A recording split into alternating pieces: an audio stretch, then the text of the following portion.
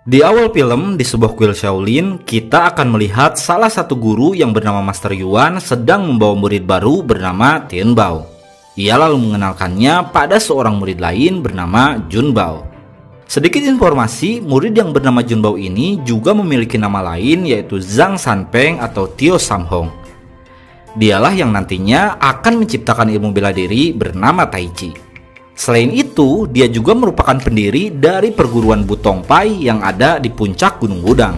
Yang sampai saat ini, perguruan itu masih ada dan diakui oleh UNESCO sebagai warisan dunia. Kembali pada cerita, karena Jun Bao sudah lebih dulu menjadi murid, Master Yuan pun menyuruh Tian Bao untuk memanggilnya senior. Namun, karena merasa lebih tua, Tian Bao mengatakan ia hanya akan memanggil senior jika di hadapan gurunya dan yang lain. Dan sebaliknya, jika hanya mereka berdua, Jun Bao lah yang harus memanggil Tian Bao sebagai seniornya. Sejak saat itu, mereka menjadi akrab dan selalu bersama. Suatu hari, ketika mereka berdua melihat murid lain berlatih, seorang murid senior bernama Xin Bao langsung memukul mereka. Ia adalah seorang murid senior yang sangat suka membuli pada juniornya. Jun Bao dan Tian Bao pun langsung pergi menemui gurunya. Di depan Master Yuan, mereka berdua langsung meminta untuk diajari kungfu. Namun, Master Yuan yang tahu tujuan mereka mengatakan bahwa kungfu hanya boleh digunakan untuk membantu orang lain. Di hari berikutnya, Tian Bao yang masih dendam mengajak Jun Bao untuk membalas perlakuan seniornya. Namun sayangnya, akibat kepolosan Jun Bao, mereka berdua ketahuan dan langsung dihukum. Mereka langsung dihukum oleh gurunya Xin Bao yang bernama Master Yi. Di kuil ini, Master Yi merupakan senior dari Master Yuan. Itulah alasannya Xin Bao membuli Tian Bao dan Jun Bao karena merasa gurunya lebih senior dari guru mereka.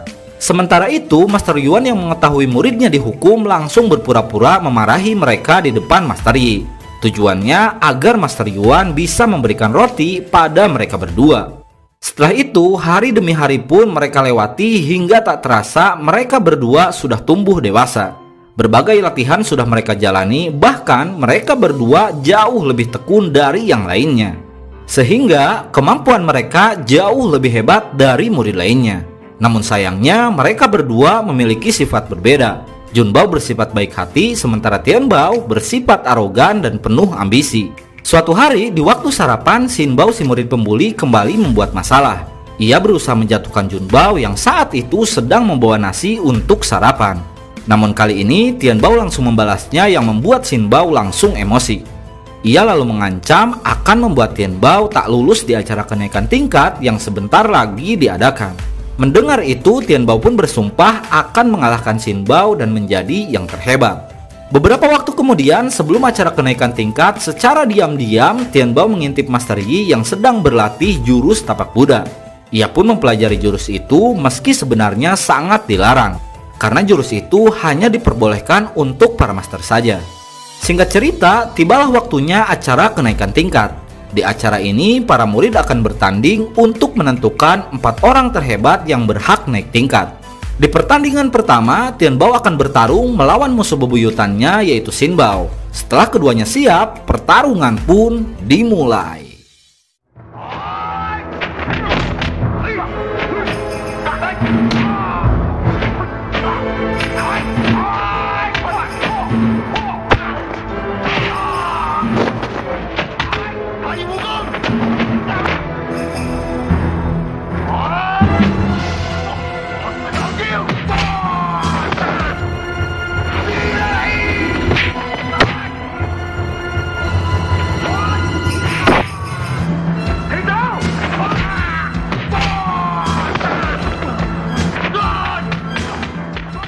Akibat kecurangan Xin Bao, Tian Bao tak bisa menahan dirinya dan hampir menyelakai Xin Bao. Namun untungnya Master Yi menahan serangan Tian Bao dan langsung memarahinya.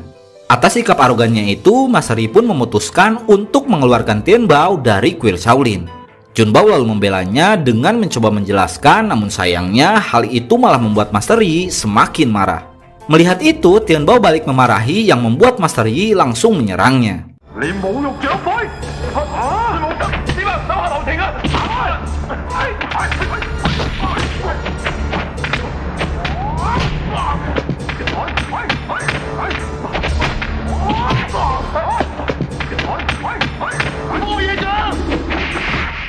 Di pertarungan itu, Tian Bao mengeluarkan jurus tapak Buddha yang membuat Master Yi semakin marah.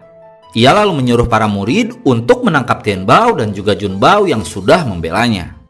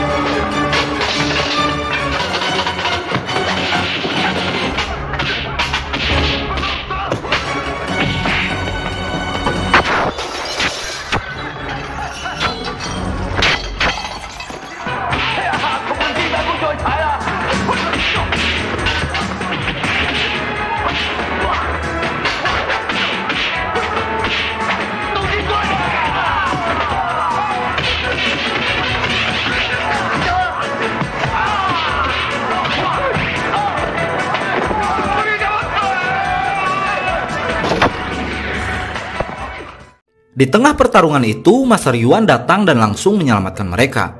Kemudian, Tian Bao dan juga Jun Bao langsung meminta maaf pada Master Yuan.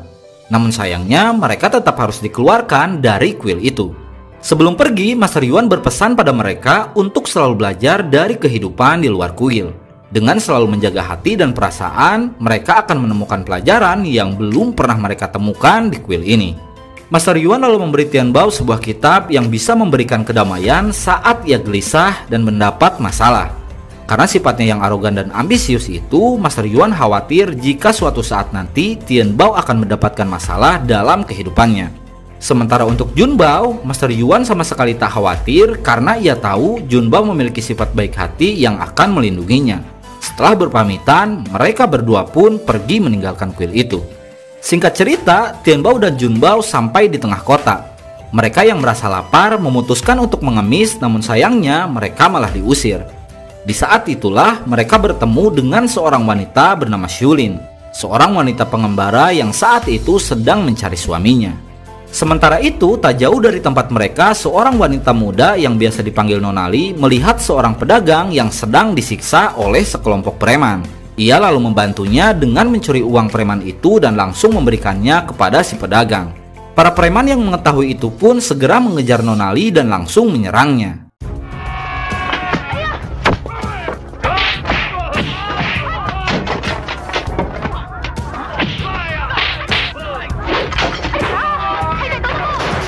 Di saat Nonali terdesak, Tian Bao dan juga Jun Bao datang dan langsung membantunya.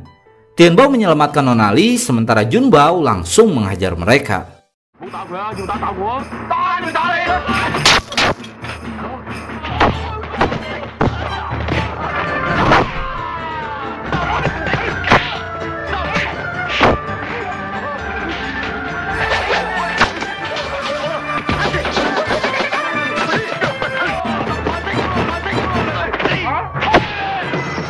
Mendengar keributan itu, pasukan pemerintah datang dan langsung mengejar Tian Bao dan yang lainnya. Mereka pun segera kabur dan berhasil selamat berkat penyamarannya.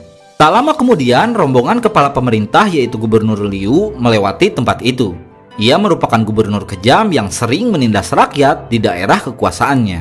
Dengan kejamnya, pasukan yang mengiringi rombongan itu menghajar siapa saja yang dianggap menghalangi jalan gubernur. Melihat itu, Junbao nampak heran dan tak suka dengan kelakuan si gubernur yang sangat kejam itu. Sementara Tianbao, akibat sifat ambisiusnya, ia malah kagum dan berharap ingin menjadi seperti si gubernur. Malam harinya, Nona Li mengajak Tianbao dan juga Junbao untuk makan malam di sebuah restoran. Di sana, mereka melihat Xiulin yang sedang minum-minum sambil memikirkan suaminya. Tak lama, adik perempuan gubernur datang ke restoran itu bersama kekasihnya. Ternyata, kekasihnya adalah suami Xiulin yang bernama Mu Rongbai. Kecewa akan hal itu, Xiulin langsung menghampirinya dan memberikan sanksiannya sebagai tanda perpisahan. Ketika Xiulin akan pergi, adik gubernur yang tak suka dengannya menendang sanksian itu dan langsung menyerangnya.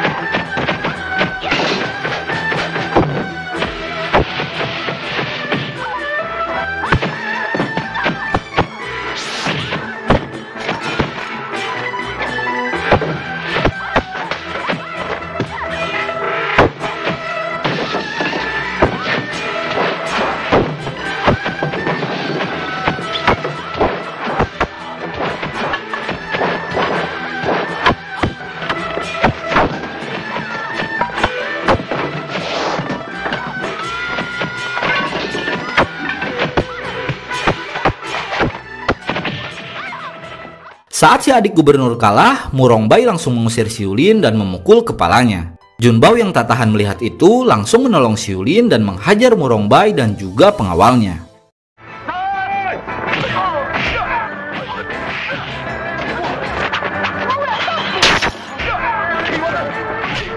Tak lama, pasukan pemerintah yang mendengar keributan datang ke tempat itu untuk menangkap mereka. Namun untungnya mereka berhasil kabur dan bersembunyi. Di tengah malam, mereka kembali ke restoran itu untuk mengobati Xiulin yang masih terluka. Sementara Tianbao dan Junbao diperbolehkan untuk istirahat dan tidur di restoran itu. Sebelum tidur, Tianbao yang ambisius mulai merasa tak puas dengan kehidupannya saat ini. Ia pun berambisi menjadi prajurit pemerintah agar kehidupannya bisa lebih enak dan memiliki kesempatan untuk menjadi penguasa. Tak lama, mereka berdua pun terbangun setelah mendengar percakapan para penghuni restoran yang baru saja mencuri dari Gubernur Liu.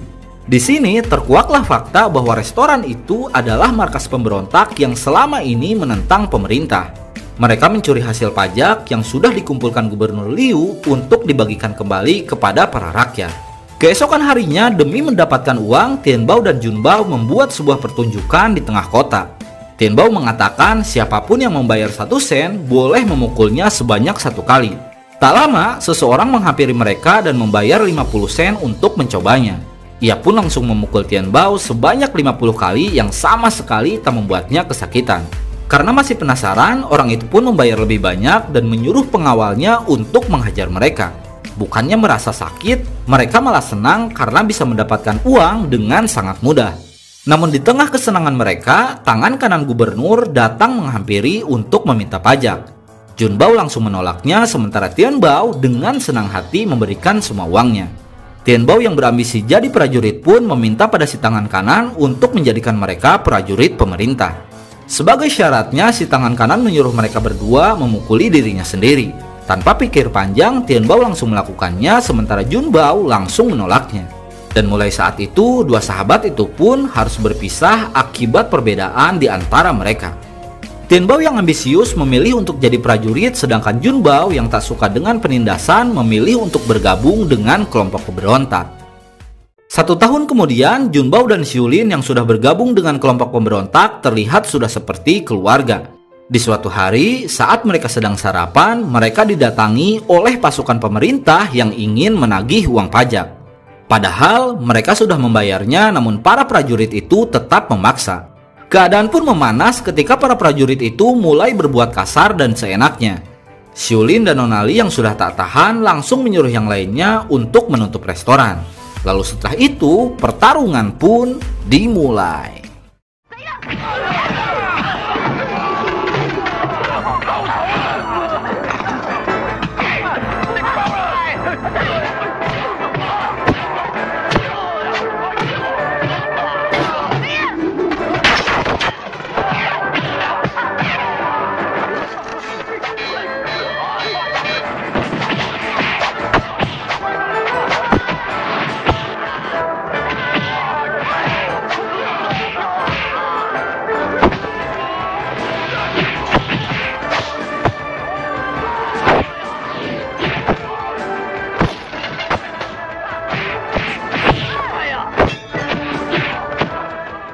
Saat semua pasukan itu kalah, tak disangka ada satu prajurit yang berhasil kabur.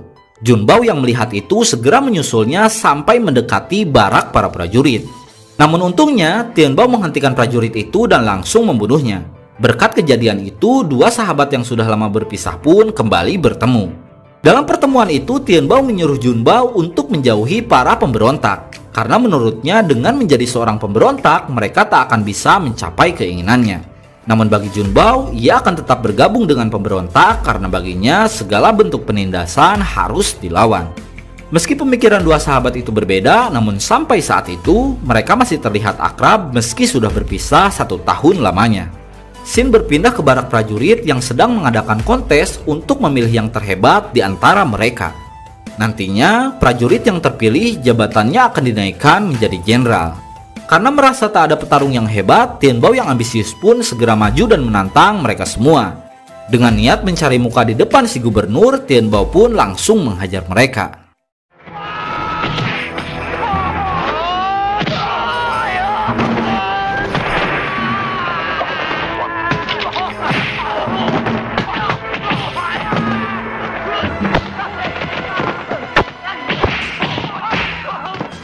Namun sayangnya, setelah semua petarung dikalahkan, si gubernur malah pergi karena menganggap Tianbao terlalu berlebihan. Tianbao yang tak mau kehilangan kesempatan itu memohon pada si tangan kanan untuk memberinya kesempatan sekali lagi. Ia lalu mengatakan akan melakukan sesuatu sebagai pembuktian bahwa ia pantas mendapat jabatan itu. Keesokan harinya, Tianbao memulai rencana buruknya dengan mendatangi restoran tempat kelompok pemberontak. Ia lalu menyuruh semuanya untuk segera pergi karena pemerintah akan menangkap mereka. Dan benar saja, puluhan pasukan pemerintah datang dan mengepung restoran itu. Ketua pemberontak yang masih ada di sana langsung ditangkap dan dibunuh saat itu juga. Setelah kejadian itu, mereka berencana untuk melakukan penyerangan dengan bantuan dari kelompok lain. Tianbao yang mendengar itu pun segera mengatakan bahwa ia akan membantu mereka. Ia lalu memberitahu bahwa waktu yang paling tepat untuk melakukan serangan adalah esok lusa. Karena di saat itu, sebagian besar prajurit akan pergi meninggalkan barak pasukan. Mereka pun akhirnya sepakat bahwa serangan itu akan dilakukan esok lusa. Singkat cerita, tibalah waktunya penyerangan yang sudah direncanakan. Kelompok pemberontak yang saat itu berjumlah 18 orang segera memasuki barak prajurit dengan arahan dari Tianbao. Melihat keadaan barak yang sepi, mereka semakin yakin bahwa barak itu sedang ditinggalkan oleh pasukannya. Untuk itu, ketika Tianbao menunjukkan tempat si gubernur, mereka pun dengan percaya dirinya langsung mendekati tempat itu. Ketika sudah dekat, tak disangka ratusan pasukan pemerintah langsung mengepung mereka. Mereka pun akhirnya sadar bahwa Tianbao sudah menjebak mereka. Namun sayangnya, semua sudah terlambat karena saat itu mereka sudah tak bisa keluar dari kepungan itu. Akhirnya, pertarungan antara kelompok pemberontak dan pasukan pemerintah pun tak bisa dihindarkan.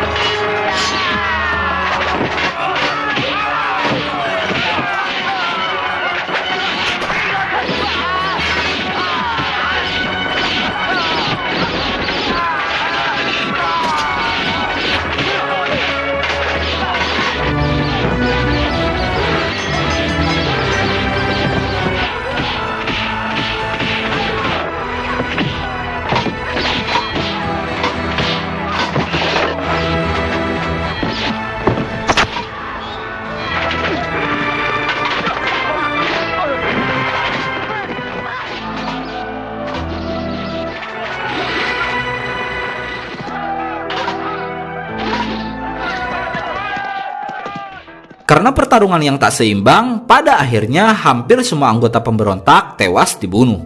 Atas semua perbuatannya itu, Tian Bao dianugerahi kenaikan pangkat oleh si gubernur. Meski harus mengkhianati temannya sendiri, apapun akan ia lakukan asal ambisinya terpenuhi. Si gubernur yang tertarik dengan kemampuan Jun Bao menyuruh Tian Bao untuk memaksanya bergabung. Namun jika menolak, maka Tian Bao harus membunuh Jun Bao. Untuk itu, Tian Bao pun kembali membuat siasat untuk memancing kedatangan Jun Bao dengan menyandra Xiulin yang saat itu sudah tertangkap. Dan benar saja, tak butuh waktu lama, Jun Bao datang ke sana untuk menyelamatkan Xiulin. Tian Bao yang melihat Jun Bao langsung mengajaknya untuk bergabung dengan pemerintah. Namun, Jun Bao dengan tegas menolaknya dan berkata bahwa ia sudah tak kenal lagi dengan Tian Bao, yang sudah mengkhianati sahabatnya hanya demi kekayaan dan kekuasaan. Mendengar itu, Tian Bao pun marah dan pertarungan antara dua sahabat pun tak bisa dihindarkan.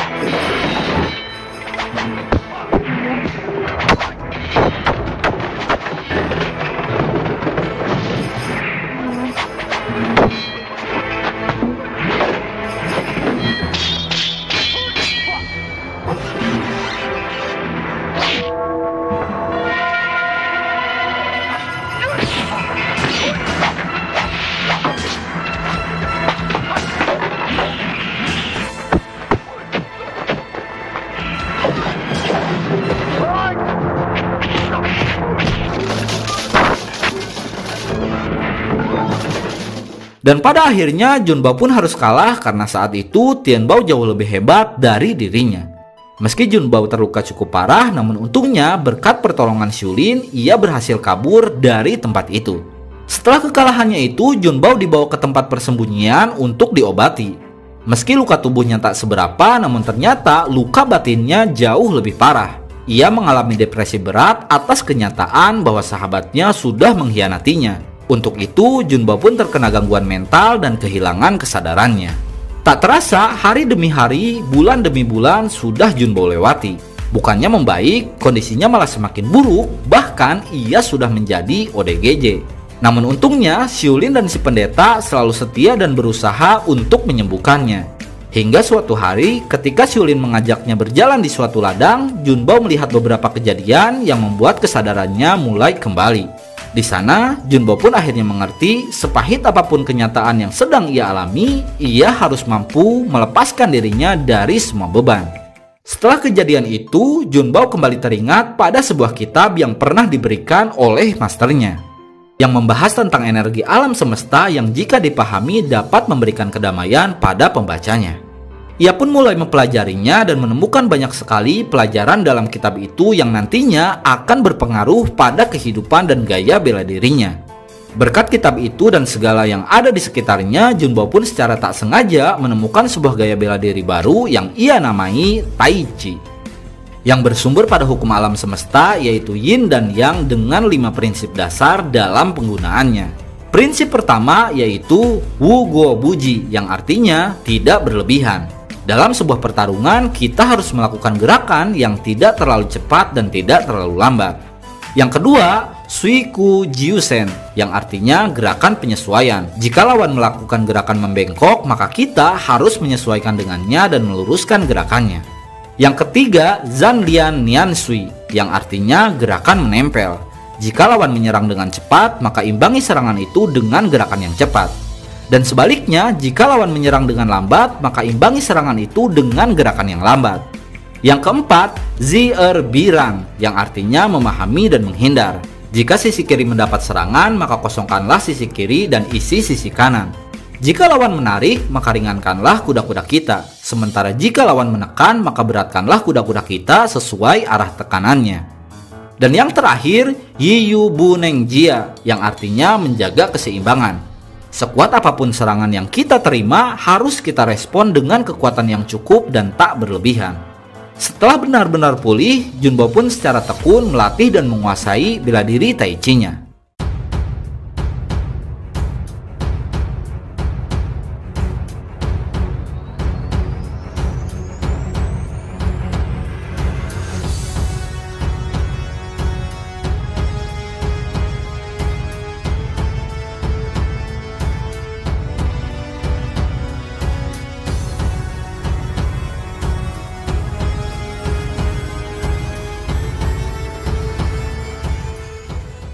Sementara itu, di barak pasukan pemerintah, Tian Bao melatih pasukannya dengan sangat kejam. Ia seolah kehilangan hati nuraninya akibat sifat ambisius yang sudah menguasai dirinya. Siapapun yang berani menentang perintahnya akan ia bunuh saat itu juga. Bahkan, Tian Bao sudah membunuh si tangan kanan gubernur karena tak sependapat dengan dirinya. Meski para pasukan terlihat menghormatinya, namun sebenarnya mereka sangat membenci Tian Bao atas perlakuannya yang sangat tidak manusiawi. Tak hanya itu, Tian Bao yang merasa tak puas karena belum membunuh Junbao terus melakukan pencarian tempat persembunyian Junbao. Dengan brutal ia membunuh siapa saja yang ia anggap sudah menyembunyikan Junbao. Singkat cerita, kabar tentang kekejaman Tian Bao pun akhirnya sampai di telinga Junbao. Ia pun memutuskan akan menghentikan Tian Bao meski nyawanya sendiri menjadi taruhannya. Mendengar keputusan itu, Xiulin mengatakan bahwa ia memiliki rencana yang bisa menghentikan Tian Bao, yaitu dengan menyandra gubernur dan memerintahkannya untuk menghentikan kekejaman yang sudah dilakukan Tian Bao. Untuk itu, Junbao dan Xiulin pun mencegat rombongan gubernur yang saat itu akan pergi menemui kaisar. Karena si gubernur tak mau ditangkap begitu saja, pertarungan di antara mereka pun tak bisa dihindarkan.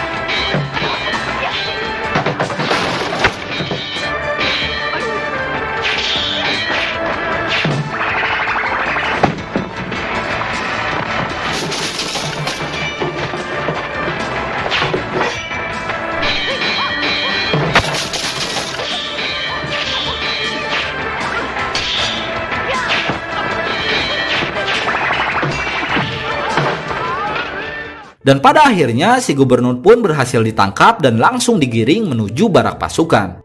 Sesampainya di sana, Junbao dan Xiulin langsung dikepung oleh ratusan pasukan. Namun karena si gubernur disandra, para pasukan itu tak berani melawan mereka. Tak lama, Tian Bao datang menemui mereka sambil berkata bahwa apa yang sudah dilakukan Junbao tak akan bisa menghentikannya. Karena menurut Tian Bao, dirinya memiliki kemampuan yang jauh lebih hebat dibanding kemampuan Junbao. Mendengar itu, Junbao hanya menjawab dengan nasihat agar Tian Bao menghentikan kekejamannya. Namun, karena ambisi sudah menutupi jiwanya, ia tak mendengar dan langsung menyerang Junbao.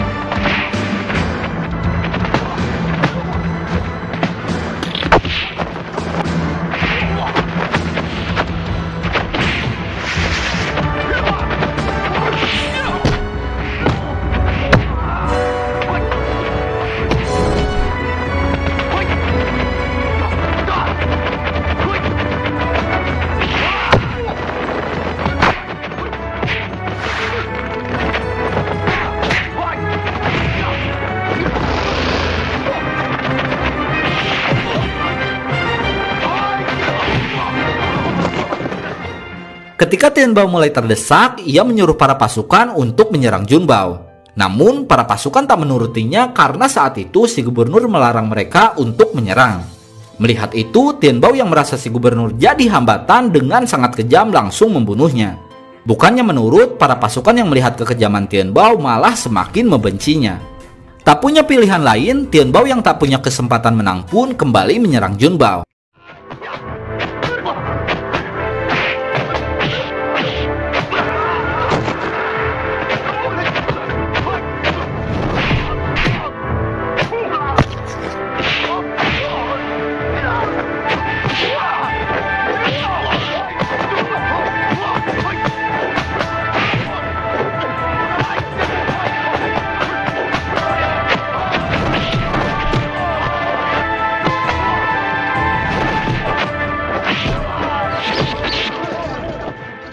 Pada akhirnya Tianbao harus tewas akibat ambisi dan keserakahan yang sudah menguasai jiwanya.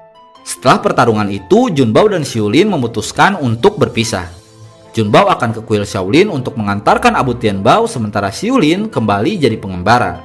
Di akhir film, setelah mengantarkan Abu Tianbao, Junbao menetap di Gunung Wudang dan mendirikan sebuah perguruan Tai Chi yang bernama Bu Tongpai.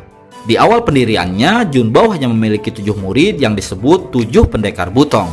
Ketujuh orang inilah yang nantinya akan menyebarkan Tai Chi ke seluruh dunia. Dari ketujuh muridnya itu, ada satu murid yang sangat dicari para pendekar kungfu. Murid itu bernama Zhang Chuishan yang merupakan murid kelima dari Zhang Sanpeng. Alasannya dicari adalah karena ia menyimpan sebuah rahasia besar. Apakah rahasia besar itu? Berikut penjelasannya. Pada masa itu, dunia kungfu dihebohkan dengan 2 senjata sakti yang bernama Pedang Langit dan Golok Pembunuh Naga, yang dibuat dari leburan pedang sakti pemberian pendekar Raja Wali yang tak lain adalah Yoko. 2 senjata itu dimiliki sepasang ahli kungfu yang bernama Guo Jing dan Huang Rong, yang kemudian diwariskan kepada putrinya yang bernama Guo Xiang. 2 senjata itu pun disimpan oleh putrinya di perguruan Emei yang sudah ia dirikan. Selain sebagai pendiri perguruan itu, Guo Xiang juga merupakan teman baik dari Zhang Sanpeng. Menurut cerita, siapapun yang memiliki 2 senjata itu akan jadi penguasa dunia kungfu karena kesaktiannya. Namun sebenarnya, selain menyimpan kesaktian, 2 senjata itu juga memiliki rahasia besar yang tak banyak orang tahu. Yaitu, di dalam 2 senjata itu terdapat gulungan rahasia yang selama ini dianggap sudah hilang oleh semua orang. Di dalam Pedang Langit terdapat sebuah gulungan yang berisi taktik perang terbaik milik dinasti Song Yupei. Sementara di Golok Pembunuh Naga terdapat jurus kungfu terhebat yang bernama Jurus 9 Yin. Kedua gulungan itu bisa didapatkan dengan cara menghancurkan 2 senjata itu, yaitu dengan mengadu keduanya secara bersamaan.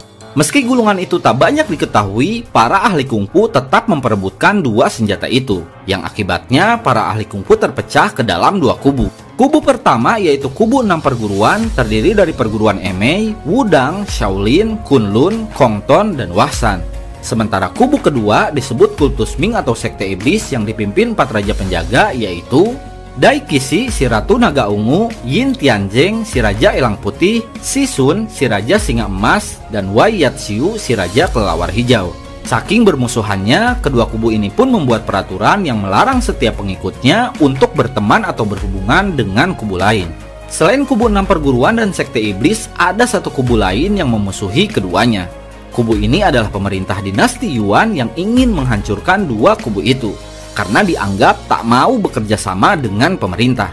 Untuk itu, pemerintah dinasti Yuan mengirim seorang bernama Cheng Kun menyusup ke perguruan Shaolin dan mengadu domba antara 6 perguruan dan sekte iblis. Selain menyusup ke perguruan Shaolin, Cheng Kun juga berhasil mendekati Raja Singa Emas dan menjadikannya sebagai murid. Cheng Kun lalu menghasutnya untuk menguasai sekte iblis dengan mengalahkan 3 raja penjaga di sektenya. Akibatnya, sekte iblis pun kehilangan 2 raja penjaganya yaitu Ratu Naga Ungu dan Raja Singa Emas karena perebutan kekuasaan di antara mereka. Alhasil, kekuatan sekte iblis pun semakin berkurang akibat diadu domba oleh Cheng Kun. Tak hanya itu, setelah Raja Singa Emas pergi dari sektenya, Cheng Kun lalu membunuh semua keluarganya, yang membuat Raja Singa Emas marah dan menuntut balas dengan mencuri golok pembunuh naga dan membunuh orang-orang tak berdosa. Setelah kejadian itu, Raja Singa Emas pun depresi dan memilih untuk melarikan diri. Akibatnya, ia pun diburu oleh semua perguruan.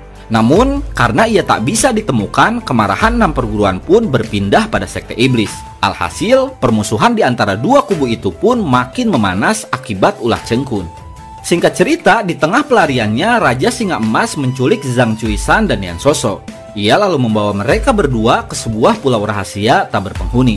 Sedikit penjelasan, Zhang Cuisan dan Yan Soso saat itu sudah menikah. Yan Soso adalah anak kandung dari Raja Elang Putih yang berbeda kubu dengan Zhang Cuisan. Namun, meski pernikahan antara dua kubu itu dilarang, mereka tetap menikah dan memilih untuk kabur dari kubunya masing-masing. Di tengah pelarian mereka itulah, mereka bertemu Raja Singa Emas yang langsung menculik mereka.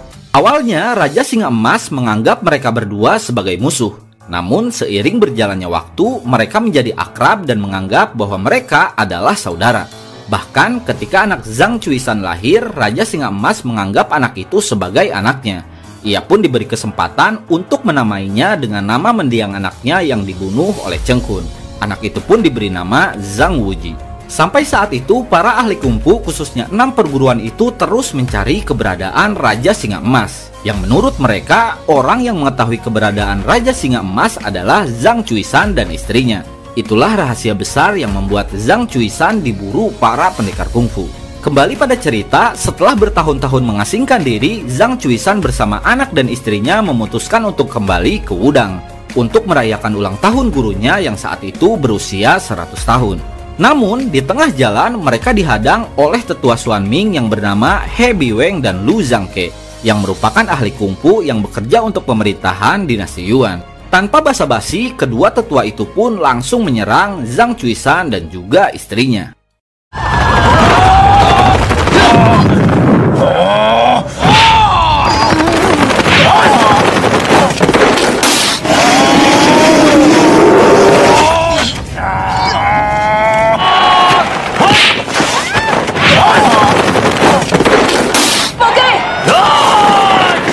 Setelah berhasil menyandra Wuji, dua tetua itu memaksa Zhang Cuisan memberitahu keberadaan Raja Singa Emas. Namun, Zhang Cuisan menolaknya yang membuat mereka marah dan mengancam akan memukul Wuji dengan jurus tapak es.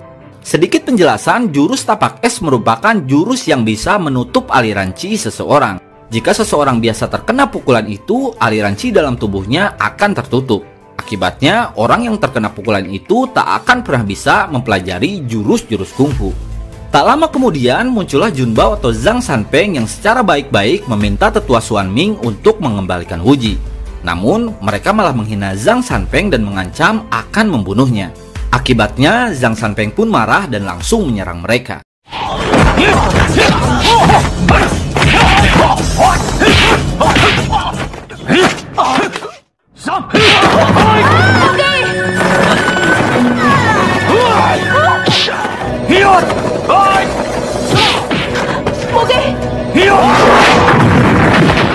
Melihat kondisi Wuji yang terluka, Sanpeng mengajak mereka untuk mengobati Wuji di Wudang. Sesampainya di sana, Wuji langsung diobati, namun sayangnya ia tak bisa disembuhkan.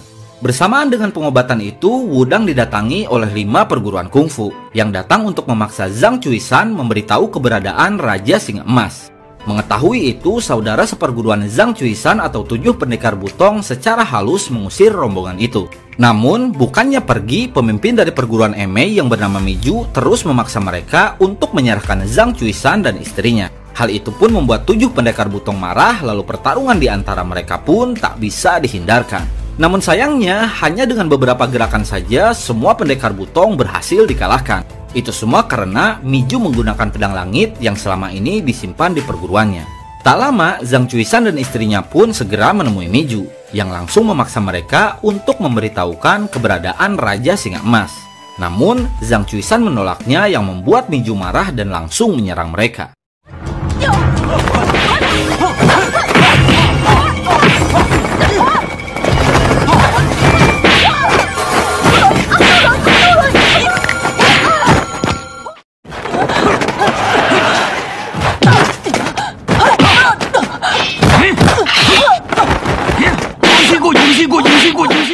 Meski Miju memiliki pedang langit dan kungfu yang hebat, namun Sanpeng dengan mudah melawannya. Bahkan, ia berhasil mengambil pedang langit dari tangan Miju. Sanpeng lalu mengatakan bahwa ia akan menyimpan pedang itu selama 7 tahun. Jika Miju ingin mengambilnya, maka 7 tahun lagi ia harus mengirimkan murid terbaiknya. Melihat sang guru ikut bertarung, Zhang Chuishan yang tak mau membahayakannya akhirnya maju ke hadapan semua perguruan. Seolah-olah ia akan memberitahu keberadaan Raja Singa Emas pada mereka. Namun ternyata Chuishan tak memberitahu mereka dan lebih memilih untuk bunuh diri. Setelah Chuishan meninggal tanpa rasa bersalah, para tetua perguruan itu memaksa Yan Soso untuk memberitahu mereka. Namun, sama seperti suaminya, Yan Soso juga memilih untuk bunuh diri. Akhirnya, mereka berdua pun meninggal akibat keegoisan para tetua perguruan. Sebenarnya, alasan Chuishan dan istrinya melakukan itu adalah melindungi golok pembunuh naga. Jika mereka tahu keberadaan Raja Singa Emas, maka sudah pasti golok itu akan diambil. Yang hal itu akan menyebabkan permusuhan antara sekte iblis dan 6 perguruan menjadi semakin parah. Bahkan dunia kungfu akan menjadi kacau jika hal itu sampai terjadi. Singkat cerita, bertahun-tahun setelah kejadian itu, Zhang Wuji tumbuh dewasa di bawah pengawasan Zhang Sanfeng, yang setiap harinya memberikan tenaga dalamnya untuk menghangatkan tubuh Wuji yang selalu kedinginan. Selain masalah tubuhnya itu, Sanfeng juga kesulitan untuk mengajari Wuji jurus Tai Chi. Semua itu diakibatkan oleh efek dari jurus tapak es yang pernah Wuji terima dari tetua Xuanming. Suatu ketika, Sanfeng berkata pada Wuji bahwa ia tak bisa memberikan tenaga dalamnya selamanya, karena hal itu tak akan membuat Wuji sembuh dari efek samping jurus tapak es. Namun, ia mengatakan bahwa ada jurus kungfu yang dapat menyembuhkan Wuji dari penyakitnya, yaitu sebuah jurus yang telah lama hilang yang disebut jurus 9 Yang. Sedikit penjelasan, jurus ini merupakan pasangan dari jurus 9 Yin yang ada di dalam gulungan rahasia golok pembunuh naga. Sanfeng lalu menjelaskan hanya ada satu orang yang sudah menguasai jurus itu. Orang itu bernama Hugong Toutuo yang merupakan pengkhianat perguruan Shaolin. Namun sayangnya Toutuo sudah lama menghilang setelah dikalahkan Sanfeng dalam sebuah pertarungan.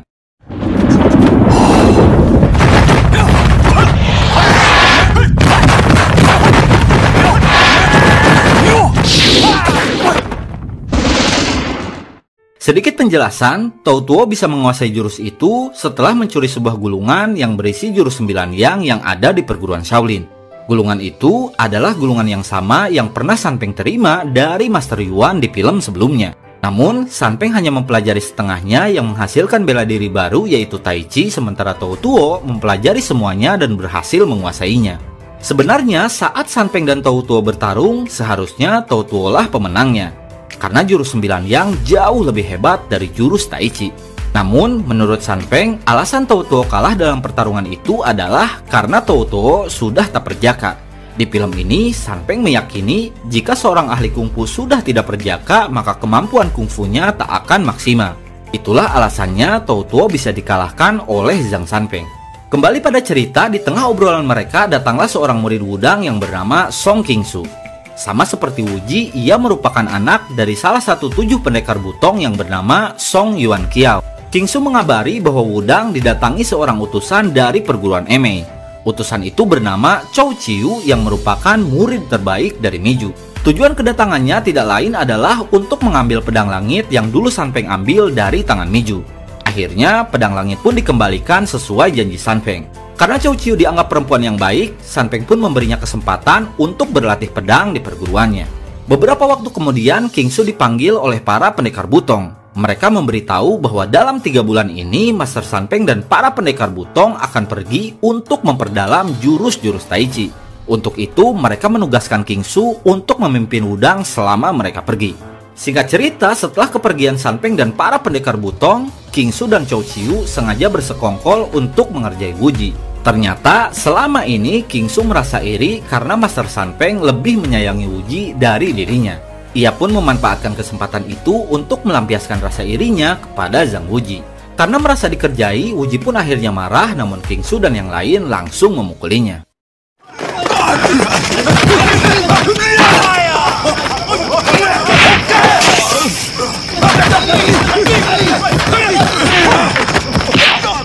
Di saat itulah muncul seorang perempuan dari sekte iblis yang bernama Xiu Qiu.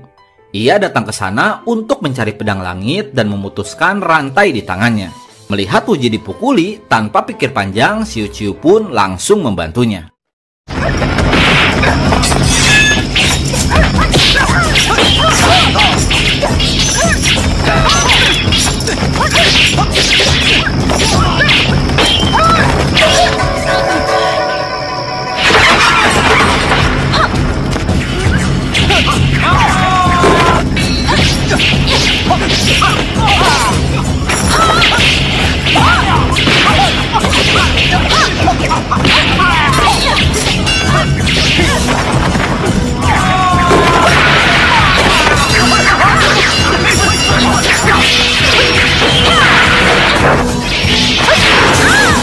Di saat Xiu Qiu mulai terdesak, Wuji pun datang dan langsung mengajaknya untuk kabur.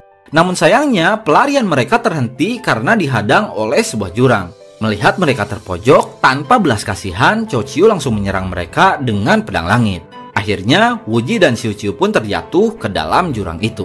Beruntungnya, mereka berdua selamat meski jurang itu sangat dalam. Di scene ini, Xiu Qiu mulai menghormati Wuji setelah mengetahui bahwa Wuji adalah cucu Raja Elang Putih. Ia pun menceritakan soal rantai yang selama ini membelenggu tangannya, yang merupakan hukuman dari para tetua sekte iblis atas kelancangannya yang berusaha masuk ke tempat rahasia milik sekte iblis.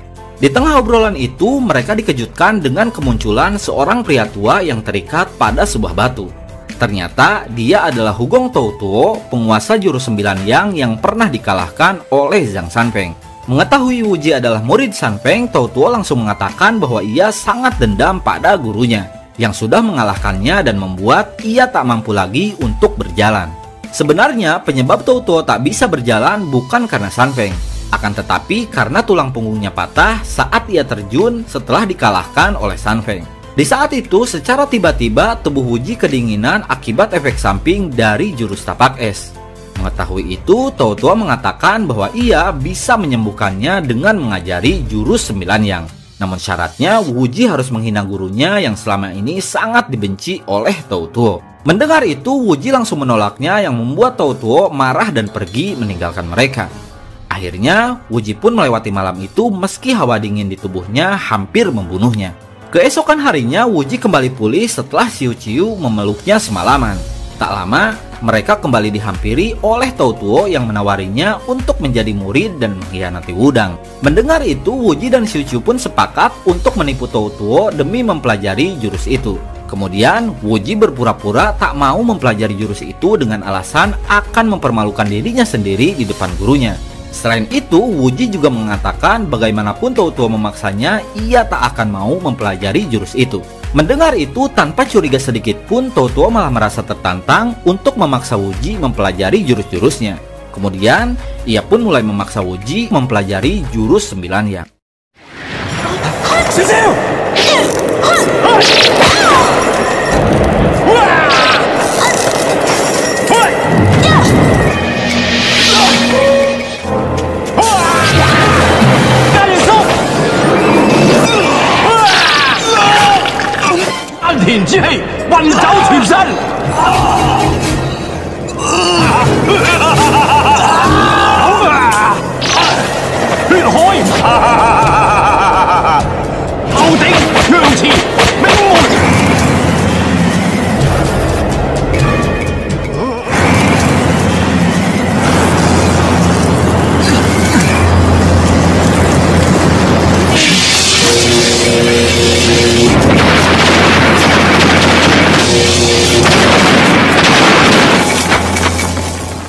Singkat cerita, 3 bulan kemudian Wuji pada akhirnya berhasil menguasai jurus itu, yang membuat dirinya sembuh dan memiliki kemampuan kungfu yang sangat hebat.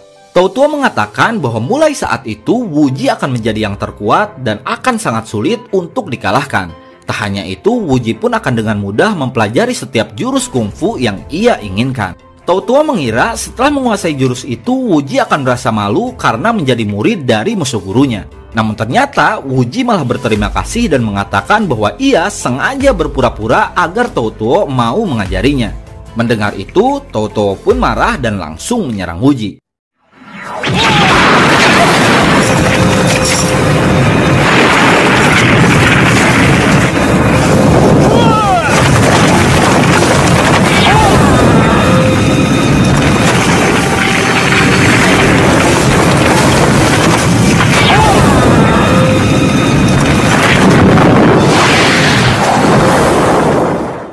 Setelah tahu-tahu kalah, Wuji meminta maaf dan berjanji akan kembali lagi setelah urusannya selesai. Setelah itu, ia dan Xiu Qiu pun segera pergi meninggalkan tempat itu. Di tengah perjalanan, Wuji mengatakan bahwa ia tak akan kembali lagi ke Wudang. Akan tetapi, ia akan pergi menuju puncak terang untuk menemui kakek kandungnya. Sementara itu, di perguruan Wudang, setelah para tetua kembali, King Su dan Chou Qiu berbohong pada mereka. Ia mengatakan bahwa Wuji sudah dibunuh oleh Xiu Qiu. Mendengar itu, tanpa curiga sedikit pun, San Peng dan para tetua langsung mempercayainya. Kemudian, San Peng mengatakan bahwa tak lama lagi, kubu 6 perguruan akan menyerang sekte iblis di puncak terang. Sebagai anggota dari kubu itu, San Peng pun menugaskan para pendekar butong dan murid-muridnya untuk ikut dalam serangan itu. Kembali pada Wuji dan Xiu Qiu, ketika mereka sedang berada di sebuah kedai, mereka mendapat kabar bahwa kubu 6 perguruan akan melakukan penyerangan pada sekte iblis. Tak jauh dari tempat duduk mereka, orang-orang dari kubu pemerintah juga sedang membicarakan soal penyerangan itu. Di sini ada seorang perempuan yang sangat mirip dengan Ibu Wuji. Akan tetapi, meski keduanya mirip, mereka adalah karakter berbeda yang tak punya hubungan apapun dalam film ini. Ibu Wuji bernama Yan Soso, sementara perempuan di kedai itu bernama Zhao Min, yang merupakan pemimpin dari kubu pemerintahan Yuan yang didampingi oleh Cheng Kun dan 2 tetua Xuanming. Ketika melihat tetua Xuanming, Wuji hampir terpancing untuk menghajar mereka. Namun untungnya, ia masih bisa menahan diri dan memilih untuk melanjutkan perjalanannya. Sementara itu, di tempat berkumpulnya kubu 6 perguruan, mereka sedang merencanakan penyerangan pada sekte iblis esok hari. Di saat itu, Cheng Kun mengatakan bahwa Raja Elang Putih belum mengetahui bahwa Wuji cucunya sudah meninggal. Untuk itu, Cheng Kun berencana mengirim seseorang untuk berpura-pura menjadi Wuji dan membunuh Raja Elang Putih. Mendengar usulan itu, semua perguruan setuju kecuali perguruan Wudang. Para pendekar butong mengatakan usul itu sangat tidak terhormat, apalagi menjadikan mendiang Wuji sebagai alat mereka. Di saat itulah muncul Raja Kelelawar Hijau yang sedari tadi mendengarkan pembicaraan mereka. Melihat itu, Miju langsung menyerangnya, namun Raja Kelelawar Hijau berhasil kabur dari tempat itu. Setelah berhasil kabur, Raja Kelelawar Hijau segera menemui Raja Elang Putih. Ia lalu memberitahu soal rencana pembunuhan yang tadi ia dengar. Untuk itu, mereka pun memerintahkan para pasukan membunuh siapa saja yang mengaku sebagai Zhang Wuji. Keesokan harinya, kubu 6 perguruan terlihat sudah sampai di puncak terang. Kemudian, pertempuran antara 2 kubu itu pun tak bisa dihindarkan.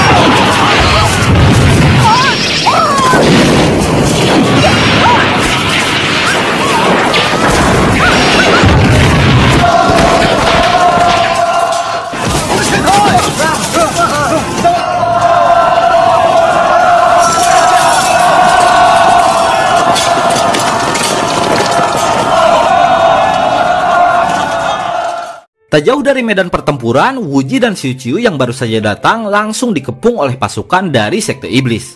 Karena mengaku dirinya adalah Wuji, pasukan itu langsung menyerang mereka yang membuat mereka terpaksa ikut dalam pertempuran itu.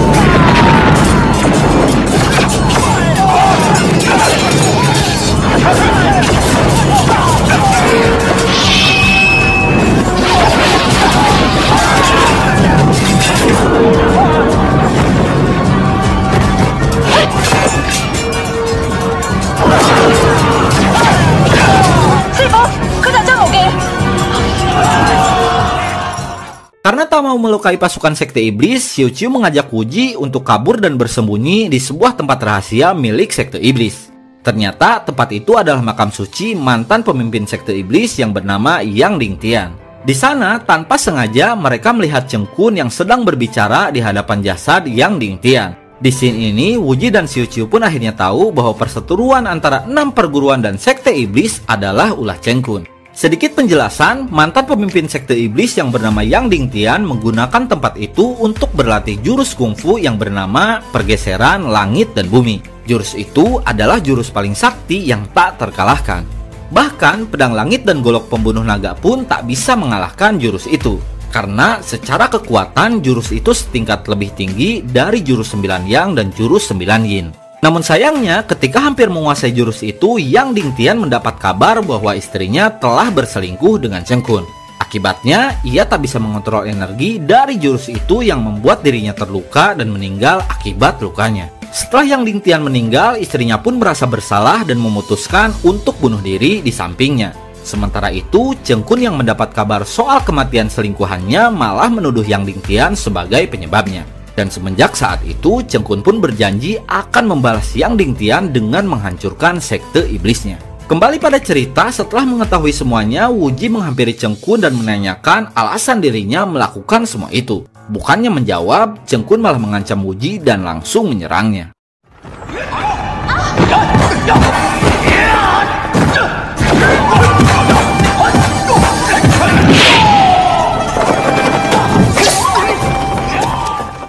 Setelah dikalahkan, Cheng Kun segera pergi meninggalkan tempat itu. Ketika Wuji akan mengejarnya, secara tiba-tiba semua pintu tertutup membuat mereka berdua terjebak di dalamnya. Di saat mereka mencari jalan keluar, tanpa disengaja mereka menemukan tulisan yang berisi jurus pergeseran langit dan bumi. Di sana dijelaskan jika seseorang ingin keluar dari tempat itu, maka ia harus menguasai jurus itu. Sebenarnya, untuk menguasai jurus itu, seseorang membutuhkan waktu selama 30 tahun. Namun, karena Wuji menguasai jurus 9 Yang, ia hanya butuh 6 jam untuk menguasai jurus itu. Sementara itu, di luar makam suci, pertempuran antara dua kubu itu terus berlanjut.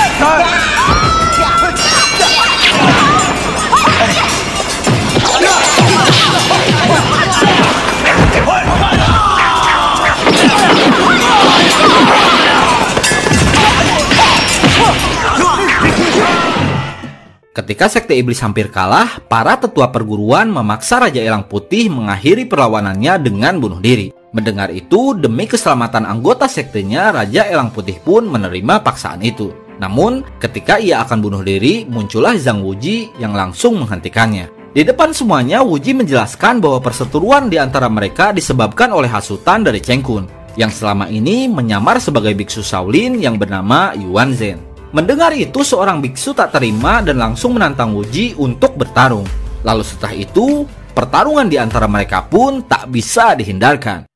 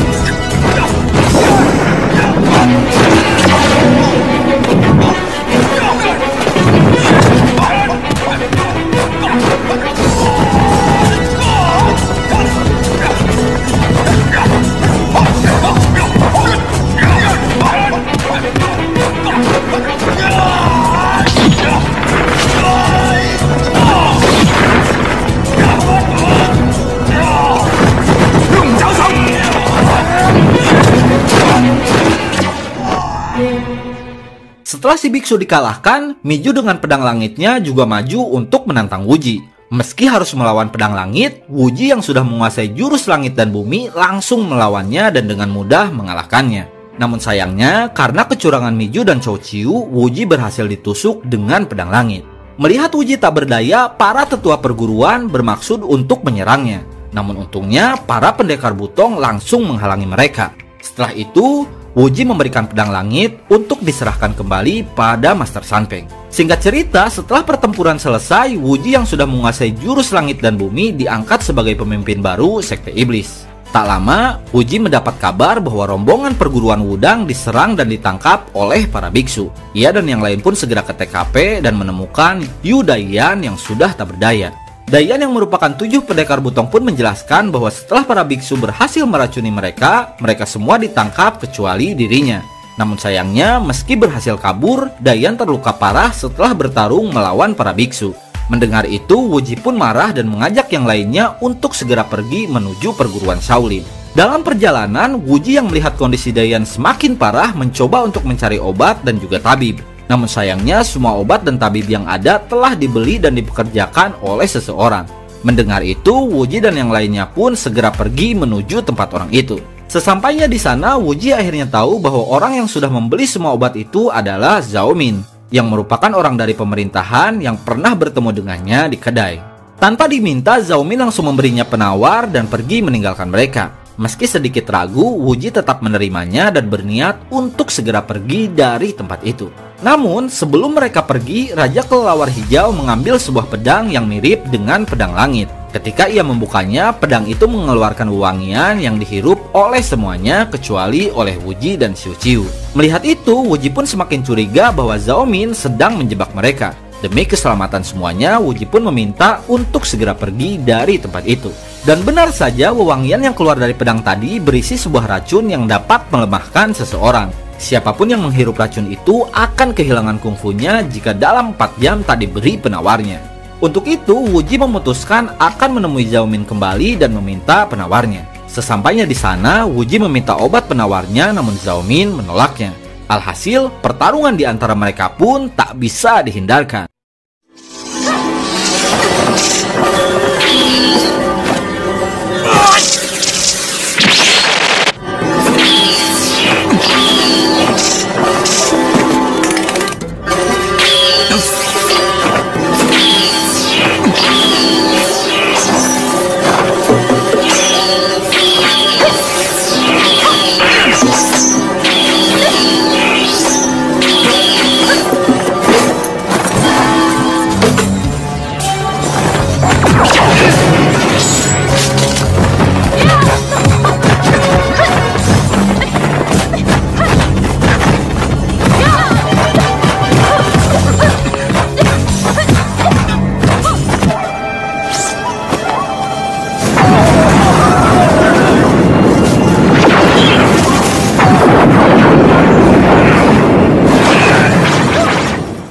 Dan pada akhirnya Zhao Min mengaku kalah dan memberikan penawar itu. Namun sebagai syaratnya Wuji harus berjanji untuk memenuhi 3 permintaan dari Zhao Min. Singkat cerita, setelah semuanya pulih, Wuji mengajak semuanya melanjutkan perjalanan menuju perguruan Shaolin.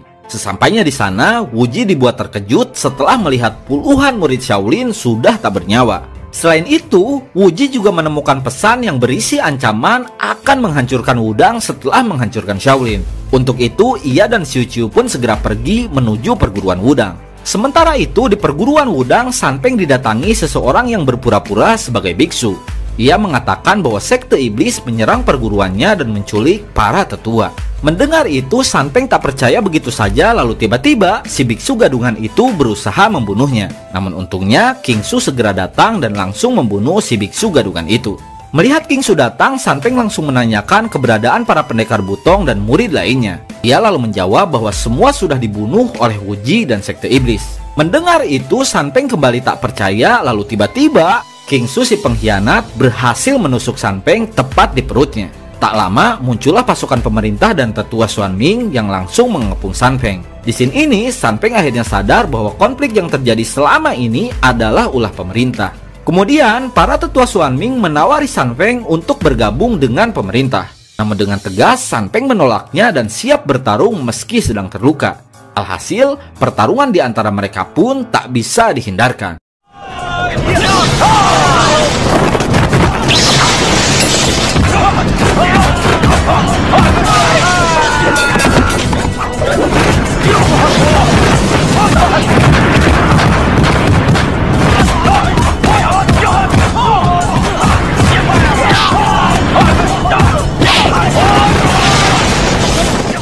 Akibat luka di perutnya, San Peng mulai terdesak, namun untungnya Wu Ji dan Xiu Qiu datang dan langsung membantunya.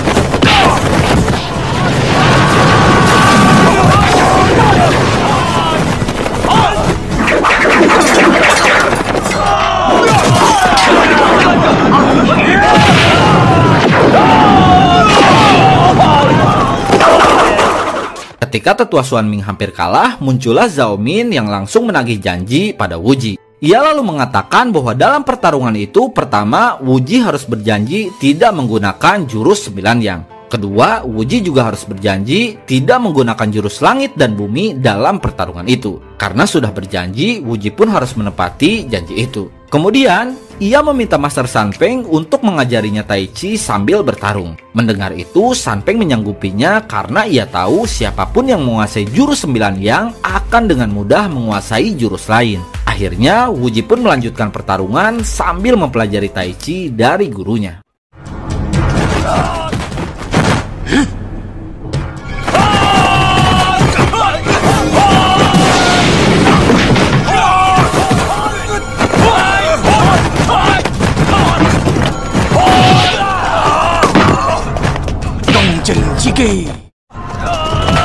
OK， 任不離讓，讓不離所錯嘅武林絕學太極拳。而家就教你一套，我100歲之後，太極陰陽有成光，光幽並開合虛實，內外正身直，意氣運行皆及身力，心直有光，光幽並進都特別快。太極拳。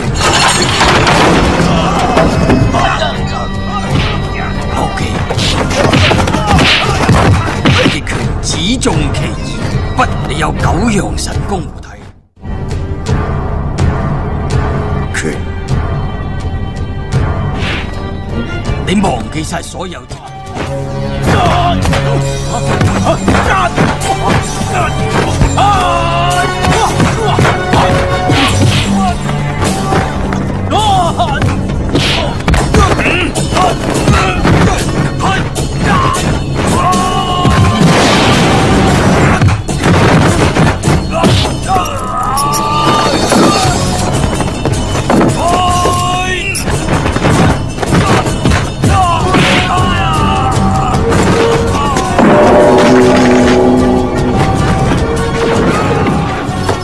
Dan pada akhirnya dua tetua Xuan Ming itu berhasil dikalahkan. Atas kekalahannya itu, Zhao Min pun segera pergi sambil berkata bahwa ia sudah menangkap semua tetua perguruan. Jika Wu Ji ingin menyelamatkan mereka, maka Wu Ji harus menemui Zhao Min di pusat kota. Lalu setelah itu, film ini pun tamat.